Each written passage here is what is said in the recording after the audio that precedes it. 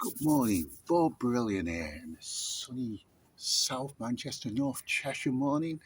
And as you can see, the sun is shining, which is a rarity for us lot at the moment. So I'm going to enjoy the day, even though I'm going to work later, and see how it goes from there. Right, the mainstream media is not reporting a lot of the stuff we're seeing at the moment, and the other countries' news and stuff like that. The British media just tells you what they want us to hear. It's really bad.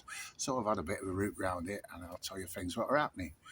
Now, the Americans have sent one of the biggest battle fleets to Iran, to the Gulf of Persia there, because of the oil.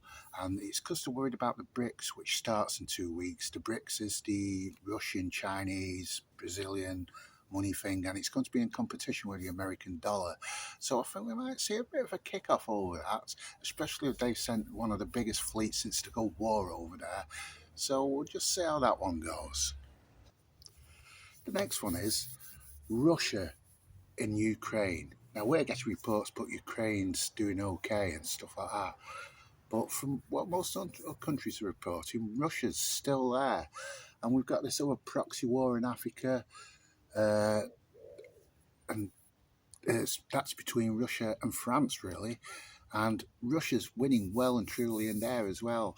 And if you want the truth, there's a lot to say about Russia's army in Last Day Prophecies. The Last Day Prophecies of Ezekiel 38. You can look them up. There's plenty of great Bible studies on YouTube over that. They'll do it a lot better than I ever will. And there's not much mention about America, but the Russian army gets destroyed in Israel. So Russia has to really win, or stands a good chance of winning in Ukraine and in Africa, and all these little proxy wars you've got going. So we'll just keep an eye on that, especially with this BRICS coming out, which is actually, going to give the dollar a bit of competition in buying oil. That would just send America over the edge, that, and we'll see what happens from there.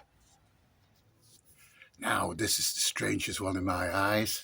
According to Fox News in America, King Charles is putting the UK government under pressure to reveal news about UFOs. Now, King Charles, we all know he's a big resett New World Order boy. We heard his speech in Glasgow a few years back at the Climate Summit. We know he's 100% New World Order boy. And if he started to say things like that, there's going to be something going on in it. Okay, so what I believe, King Charles is the head of the Church of England. And no matter which way you look at it, aliens are fallen angels. They are demonic. So we shouldn't really be going on about stuff about that at all. And you just can't get away with it. I'll just read you a quick passage, what sort of gives you my view of it. So this is a quick passage from the Bible, and it's in Revelation, and it's 12:7. And war broke out in heaven. Michael, the archangel, and his angels waging war with the dragon. The dragon and his angels fought, but they were not strong enough and did not prevail, and there was no longer a place found for them in heaven. The great dragon was thrown down, the age-old serpent who is called the devil and Satan. He was continually deceiving and seducing and enticing inhabitants of the world. He was thrown down to earth, and his angels were thrown down with him. Well, I believe them angels what are thrown down with him are going to masquerade as aliens. And them aliens are going to give mankind, in that last 7 years tribulation, bits of messages, bits of secrets, bits of knowledge, which are completely and utterly evil. But the main people will just take it all in. If you're not saved, if you're not for God, you'll be divided. Either Satan and his fallen angels or God. So that's what the 7 year tribulation is about, is to divide mankind for good or evil. So we'll just see how that one goes. Now, you can't hide from it. The Great Reset's coming, and we've got a mega 7 years before it. And God's going to do it in three sets to pull his good people out.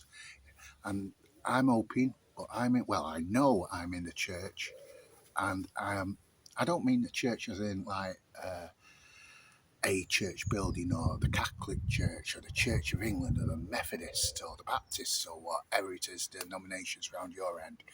I mean, in my heart, I know I'm a follower of God. That's what I mean by the church. And if you want to be a follower of God, if you've had enough of this world and you don't want to be battling with weird angels and aliens and stuff like that, you need to get right with God, because you're going to have to make a choice between good and evil soon. So if you make that choice now, just find yourself a quiet place and say, God, I want to be on your side. Jesus, I believe you are the Son of God. I believe you died and shed your blood for my sins. I believe on the third day you resurrected. And if you believe that, put that in your own words and you say it and you put your heart right with God. You will be a born again Christian. God will send his Holy Spirit to you and you will be raptured. The rapture is when God takes his church away from this evil world, and the Holy Spirit in you will guide you. He will save you. He will give you insight into what are happening. He'll tell you the choice between good and evil, and he'll encourage you, teach you, and help you through these end time days. It's a choice what you have to make, and everybody's going to have to make in the next few years, the choice between good and evil. Please choose God. Choose good. Thank you.